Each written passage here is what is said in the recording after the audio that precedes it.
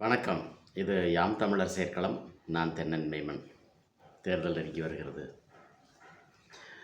வேட்புமனு திரும்பப் பெறும் நாள் 10ஆம் தேதி. தேர்தல் 23ஆம் தேதி. இடையில என்ன வருதுன்னா, தற்செயலாக ஏப்ரல் 14ஆம் தேதி தமிழ் புத்தாண்டு அப்படிங்கிற விடுமுறை வருது. சரி, வந்துட்டு போகுது. அது ஒவ்வொரு ஆண்டும் தானே வருது அப்படின்னா, இப்போ கொஞ்சம் அந்த நாளில் முடிவெடுக்கணும். யோசித்து முடிவெடுக்கணும். என்னென்னா, அன்னைக்கு இந்த அரசு விடுமுறை விட்டுட்டு வாழ்த்து சொல்லாமல் நகருது பாருங்கள். இவங்களோட நுண்ணரசியல் என்ன அப்படின்னா, இதை மறைக்கிறது. தமிழர்களுக்கு தை முதல் நாள் தமிழ் புத்தாண்டுன்னு சட்டத்தை போட்டது 2008ல். 2011 அந்த அம்மா கலைச்சாங்க. அப்போ எதிர்ப்பு தெரிவித்தாங்க. 2021 ஆட்சி வந்த பிறகு அதை பற்றி பேசலை. அப்படின்னா என்ன அப்படின்னா, தமிழ் புத்தாண்டுக்கு பகையெல்லாம் இல்லை. கண்டிப்பாக இன்னொரு ஆட்சியை அமைச்சு அதை செய்வாங்க. ஆனால் அது அவங்களே செய்யணும். அது கருணாநிதிக்கு முறவாசல் பண்ணணும். அவர் எழுதின பேனாவுக்கு முறவாசல் பண்ணணும். அவர் குடும்ப ஆட்சி நடத்தணும். அப்புறமா ஜாதி ஆட்சி நடத்தணும். மறுபடியும் மன்னர் ஆட்சிக்கு போகணும் அப்படிங்கிற ஒரு அயோக்கியத்தனம்.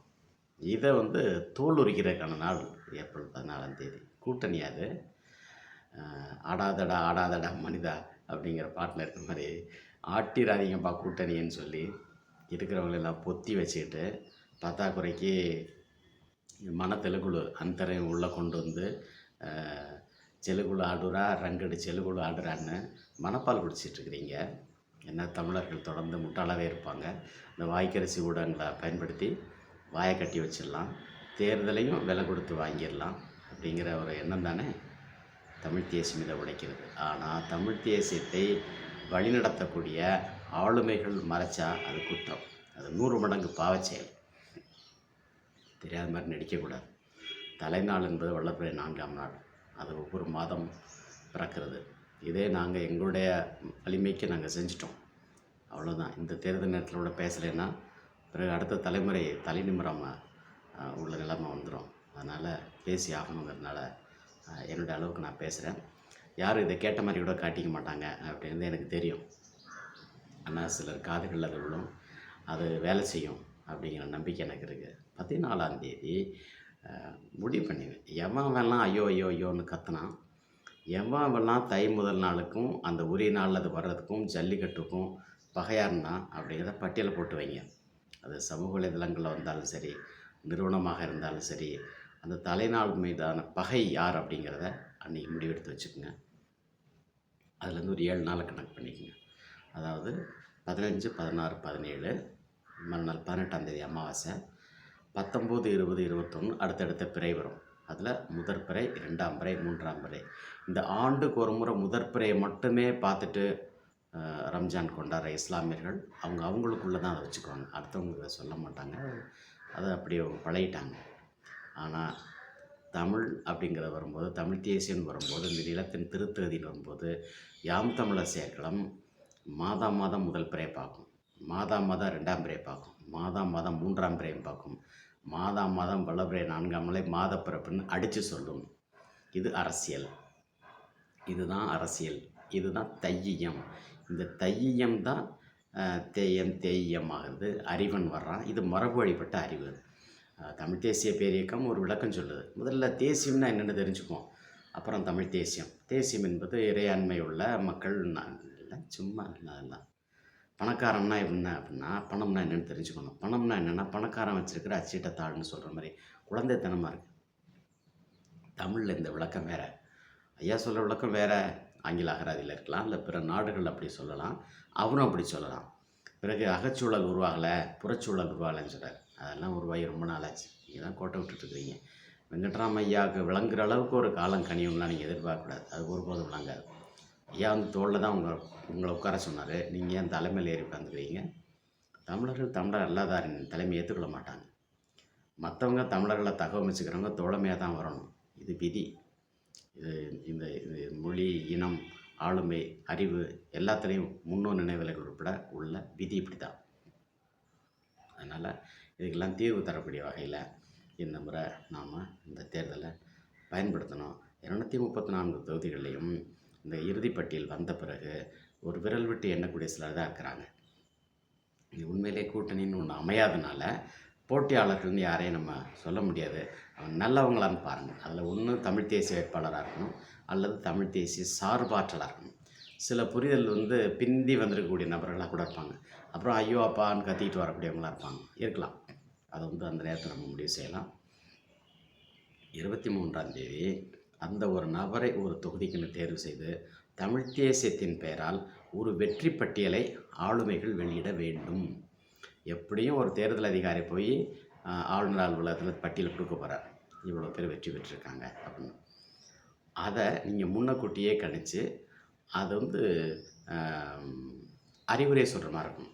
சொல்லும்போது இந்த நபரை இந்த கேள்வி கேட்டேன், அவர் இன்ன விடை சொன்னார், அதனால் இவரை தேர்வு செய்யலாம். ஒரே கேள்வி தான். நீங்கள் வந்தீங்கன்னா இதை ஏற்றுக்குவீங்களா? தமிழர்களை உரிய நாளில் தமிழ் புத்தாண்டு கொண்டாட விடுவீங்களா?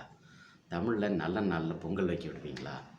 தமிழில் நல்ல நல்ல மஞ்சுரட்டு கொண்டாட விடுவீங்களா? ஒரு தொகுதிக்கு ஒரு அனைத்து மகளிர் தமிழ் பல்கலைக்கழகம் வேணும்னு நாங்கள் கேட்குறோம், கொண்டு வருவீங்களா? இந்த மாதிரி ஒரு பட்டியலை வச்சுக்கிட்டு அது 4 பேர்ட்டையும் கேளுங்க. அவன் வாயை திறந்து சொல்லிட்டான்னா ஓட்டை போட்டுரும். அவன் எந்த கட்சியில் 2 போட்டுரும். ஆனால் ஒன்று மட்டும் உறுதியாக இருங்க, தமிழர்கள் தமிழர் அல்லாதாரின் தலைமையை ஏற்றுக்கொள்ள மாட்டார்கள். அவங்களுக்கு ஓட்டு போட்டுறாதீங்க. அவங்கள்ட்ட போயிட்டு உங்களுக்கு நான் ஓட்டு போடுறேன், எங்களுக்கு நீங்கள் ஓட்டு போடுறேன்னு பேரம்லாம் பேசாதீங்க. அப்படி பேசுகிற மாதிரி ஒரு அரசியல் வரணும்னா வெளிப்படையாக பண்ணியிருக்கலாம். தமிழ் தேசியத்தின் பெயரால் அது ஒருபோதும் கிடையாது. இனி எந்த காலத்திலும் இங்கே கூட்டணிங்கிற பேச்சுக்கு இடம் கிடையாது. தேர்தல் ஆணையம் தான் நம்மக்கிட்ட கற்றுக்கணும், தடை செய்யணும். குறிப்பாக அந்த மக்கள் கவர்ச்சி உள்ள கலைஞர்களை தேர்தலில் நிற்கக்கூடாதுன்னு சொல்லுங்கள். நின்னாங்கன்னா ஓட்டு போடாதீங்க. சீமான் உட்பட நடிகர்களுக்கு ஓட்டு கிடையாது. அது அவங்க தான் திருந்திக்கணும். ஏன் இப்போ ஒரு காட்டுமன்னார் கோயிலில் திருமாவளவன் பின்வாங்கினார் இல்லையா, அந்த மாதிரி காரைக்குடியிலேருந்து கூட சீமான் பின்வாங்கி நான் கட்சியை மட்டும் காப்பாற்றுறேன்னு போகலாம். தப்பே கிடையாது. இதில் ஒன்றும் கௌரவ பிரச்சனைலாம் கிடையாது. ஏன்னா காரைக்குடி காரமான ஊர். அது கல் கட்டி 5 ரூபாய்க்கு பொறி வாங்கினா கூட அது எத்தனை கிராம்னு கேட்பான். கண்டிப்பாக செய்ய மாட்டான். அதை நான் சொல்கிறேன்னு வருத்தப்படக்கூடாது. தமிழ் தேசியத்தின் பெயரால் ஒரு அரசமைக்கிறதுல கலைஞர்கள் விட்டு கொடுக்கணும். ஒரு தலைவன் அடையாளம் காட்டிட்டு அடுத்த தலைவன் அடையாளம் காட்டுகிற அந்த வரம்புலேருந்து கூத்துள்படுவோன் காட்டிய முறைமைங்கிற முறைமையை தான் காட்டணும். எனது செங்கோல் வளைந்திருக்கக்கூடிய காலம். இங்கே ரவுடித்தனம் பண்ணி ஆட்சி அமைச்சிக்கிட்டு அதுக்கப்புறம் அறிஞர்களை கூப்பிட்டு எங்கே நீங்கள் சொல்லுங்கள் அப்படிலாம் சொல்ல முடியாது. அறிஞர்கள் பேச மாட்டாங்க, அறிவு வெளிப்படாது. அதுதான் உண்மை. இப்போ இந்த காலத்தில் வந்திருக்குன்னா அவங்க அச்சம் இல்லாமல் இருக்கக்கூடிய சூழல் கனிஞ்சு வருது அப்படின்னு தான் பொருளாகும். அது நல்லா புரிஞ்சுக்கணும். இப்போ இருக்கிறது தொழில்நுட்ப வளர்ச்சி. இப்போ நீங்கள் கூகுளில் போனீங்கன்னா தொகுதி நிலவரம் தெரியுது, அன்றைக்கி தெரிஞ்சிச்சா? அப்போ அதை எடுத்து அதில் உள்ள அவங்களுடைய அந்த இறுதி பட்டியலின்படி ஒருவரை தேர்வு செய்து இவருக்கு போடலாமா அப்படிங்கிறத நீங்கள் ஒரு 10 பேர்கிட்ட கேட்டுக்குங்க. அவங்களும் கேட்டுக்குங்க. எட்டிய தொலைவில் உள்ளவர்கிட்ட கேட்டுங்க. ஆமாம், இவர் பொருத்தமானவராக இருப்பார்னா முடிவு செய்யலாம். அவங்க யாராக இருக்கட்டும், ஒரு பன்மைத்தன்மை வேணும். பல அரசியல் கட்சிகளுக்கும் அதில் வாய்ப்பு இருக்கிற மாதிரி இருக்கலாம். அது ஒன்றும் தவறில்லை. இந்த ஒற்றை சாளர முறை அப்படிங்கிற நிர்வாகம்லாம் கிடையாதுங்க. அது நம்ம தெளிவாக தெரிஞ்சுக்கணும். அதுக்கேற்ற மாதிரி தமிழ் தேசியம் என்பதை கோட்பாட்டு அடிப்படையில் பேசணும், வரலாற்று அடிப்படையில் பேசணும், நம்முடைய வலிமைக்கு ஏற்ற அளவுக்கு பேசணும். அது உலகம் அதை வரவேற்கிற அளவுக்கு அது பேசப்படணும். அதனால் இந்த நாளை மட்டும் கையில் எடுப்போம். நாளுக்கு வேலி கட்டுறது தான் அரசு. அரசு வேலின்னே பேர். அரசு வேலி அல்லது யாவதும் புரைதீர் வேலி இல்லைங்கிறான் சிலப்பதிகாரத்தில். அப்போ அந்த புரைதீர் வேலியே அரசு வேலி என்பது நாளுக்கு வேலி தான் அப்படின்னா, அப்போ அந்த நாளுக்கு வேலியிட வேண்டாமா? கூற்றம் குதித்தலும் கைகூடும் நோற்றலின் ஆற்ற தலைப்பாட்டார்கள். நோற்றல் என்பது கடை 7 நாட்கள். அது வெள்ளிக்கிழமையில் தொடங்கி வெள்ளிக்கிழமை முடி நடுவ அமாவாசை வரும். அந்த அமாவாசை செவ்வாய்க்கிழமை சனிக்கிழமைன்னு ஒன்று இல்லை அப்படிங்கிற அளவுக்கு நாங்கள் புரிதலை கொண்டு வந்திருக்கோம், உடைச்சி பேசியிருக்கோம். அப்படிங்கும்போது அப்போ திருக்குறளை குற்றம் குறித்தலும் கைகூடும் இருந்திருக்கலாம். நீ குற்றம்னா என்னென்னு பேசுகிறதுக்கு தமிழ் தேசியர்களே தயங்குறீங்க. தமிழறிஞர்கள் பலர் முட்டாளாக இருக்கிறாங்க. குற்றம்னா குற்றம்னு பேசுகிறவங்களாம் இருக்கிறாங்க. அதையும் இந்த ஆண்டில் பேசியிருக்காங்க. அவங்களாம் இருக்கட்டும், அடுத்த ஆண்டு பார்த்துக்குவோம். அவங்களுக்கெல்லாம் சரியான மருத்துவம் செய்து கொற்ற அறவுரைன்னா என்ன, ஆசில் குற்றம்னா என்ன, ஆசில் வாகைன்னா என்ன அப்படிங்கிறதெல்லாம் அழகாக சொல்லுவோம். பெருங்கலைகள் நம்ம இடத்துல உயிர் போட பொருளை தொடங்கிருச்சு. அதோட அதிர்வும் அதோட அறிகுறியும் தான் இந்த தேர்தலில் கூட்டணிகள் வலுவிழந்து போனது. விடுங்க, இங்கே இருக்கிற திமுக விட்டுருங்க. பாஜகனால இங்கே பெரிய கூட்டணி அமைக்க முடியலையே. போய் பழனிசாமி போய் நம்பலாமா? ஏங்க கால்ல விழுந்து வாங்கின வேலைய அவங்களுக்கே துரோகம் பண்ணவரு. நீங்க போய் அவர்ட்ட போய் பிச்சை எடுக்கிறீங்களே! அவரு வருவாரா? அவரு செய்வாரா? கண்டிப்பா செய்ய மாட்டார். அவரு வரவும் மாட்டார். எதுக்கு வீணா நீங்க தேர்தல்லேருந்து வித்ட்ரா பண்ணலாம். தப்பே இல்ல. அல்லது நாளை கையில எடுக்கலாம். இப்ப கூட நாள் கெட்டு போகல. இந்த இருக்கக்கூடிய 10 நாள்ல கூட நம்முடைய பிபிஜி ராம்ஜி திட்டத்த நாங்க தமிழ்நாட்டுக்கு கொண்டு வரோம். தமிழ் புத்தாண்டுக்கு நாங்க பொறுப்பு. மெரினா போராட்டத்தின் போது ஜல்லிக்கட்ட மீட்கிறதுக்கு நாங்க உதவி செய்தோம். தமிழ் புத்தாண்டுக்கு நாங்க உதவி செய்தோம். ஒரு வார்த்தை சொல்லுங்க. அதுவும் மிகப்பெரிய தாக்கத்தை ஏற்படுத்தும். இது எல்லா அரசியல் கட்சிகளும் இதில் முனைப்பு எடுக்கலாம், முனைப்பு காட்டலாம். சின்னம்மா நினச்சா கூட செய்யலாம். ஆனால் வெளிப்பட பேசணும். நீங்கள் வெளிப்பட பேசாமல் இந்த தேங்காய் மூடி கச்சேரி பண்ணிக்கிட்டு எங்கள் ஆட்சிக்கு வந்த பிறகு பார்ப்போன்னு சொன்னீங்கன்னா உங்கள் ஆட்சி அமையாது. உங்களால் வர முடியாது. சீமான் உட்படவே சொல்கிறேன். யார் அந்த தலைகளன்னா கூட சரி அமையாது. எப்பேற்பட்ட வேந்தர்கள்லாம் விழுந்துட்டாங்க இதில். கரிகாலனே நான் தோற்று போகிறேன்னு தானே போகிறான். நன்னார் கொள்கையின் வழிகள் நோந்தாள் எதிரி கூட எடுத்துகிட்டு போட்டோம் நான் போகிறேன்ட்டு போயிட்டான்.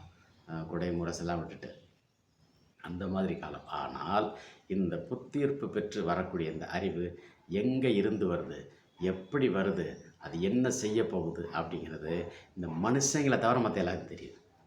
யானைக்கு தெரியும், மயிலுக்கு தெரியும், நண்டுக்கு தெரியும், ஆமைக்கு தெரியும், நத்தைக்கு தெரியும், மரஞ்செடி கொடிகளுக்கு தெரியும், தெரு நாய்க்கு கூட தெரியும். ஆனால் இந்த அறிஞர்கள் படுபொருள் வவ்விய ஒரு குழுவினால் நாம் இந்த அறிவை இழந்து நிற்கிறோம். பாட்டையில் போக வேண்டியவன் பாடையில் போய்கிட்டுருக்கான். அவன் பாடையிலே வாய மூடிட்டு போயிடுவான். அதை பற்றி கவலை இல்லை, விட்டுருங்க. மீண்டும் தெரிஞ்சோ தெரியாமலோ நீங்கள் திமுக கூட்டணிக்கோ அல்லது அந்த பழனிசாமி கூட்டணிக்கோ ஓட்டு போட்டிங்கன்னா அடுத்த தலைமுறை பெரிய அளவில் அந்த பாதிப்பை எதிர்கொள்ளும். அந்த வலிமை அவங்களுக்கு இல்லை. அவங்க இந்த வெம்பி பழுத்த பிஞ்சுகளாகிட்டாங்க. அதனால் இதை பேசுகிறதுக்கு இல்லை. இப்போ நான் பேசுகிறேன், என்னால் முடியும்னா நான் பேசும்போது வயசாகிடுச்சு. நான் இதை 21 வயசில் பேசியிருக்கணும், 25 வயசில் பேசியிருக்கணும். என் அப்போ எதிரான அரசு இருந்ததா அப்படின்னா இந்த அறிவு வெளிப்படலை. அப்போ இருந்தவங்க கண்டிப்பாக கேட்டிருப்பாங்க. அப்போ யார் இருந்தாலும் சரி. அப்போது எனக்கு விவரம் தெரிய எம்ஜிஆர் இருந்தால் கிட்ட போகல, கருணாநிதி உருவாக்கின அரசுகள்கிட்ட கிட்ட போகல. அந்த அம்மா இருந்தபோது நெருங்கவே முடியல. இப்போ என்ன நடக்குதுன்னு தெரியல. அதனால் இப்போ இந்த சமூக வலைதளங்கள் மட்டும் ஏதோ ஒரு அரசு இருக்கிறது போல் ஒரு பிம்பத்தை உருவாக்கி இருக்கிறதுனால பேசிகிட்ருக்கோம், அவ்வளோதான். இதையும் கேட்டுட்டு தெரியாத மாதிரி நடந்துக்கூடிய நல்லவங்களாம் நிறைய பேர் இருக்கிறாங்க. அதனால் இதை பற்றி கவலைப்படாமல் உங்களுக்கு இருக்கிறது ஒரே ஒரு ஓட்டு, அதோட கூட 10 ஓட்டை சேர்த்து ஒரு நபரை தேர்வு செய்து அவர் பக்கம் அந்த இன ஓட்டின் வலிமையை காட்டுகிற அந்த பொலிவுறு தமிழ் தேசியத்தை மலர செய்யணும். நன்றி.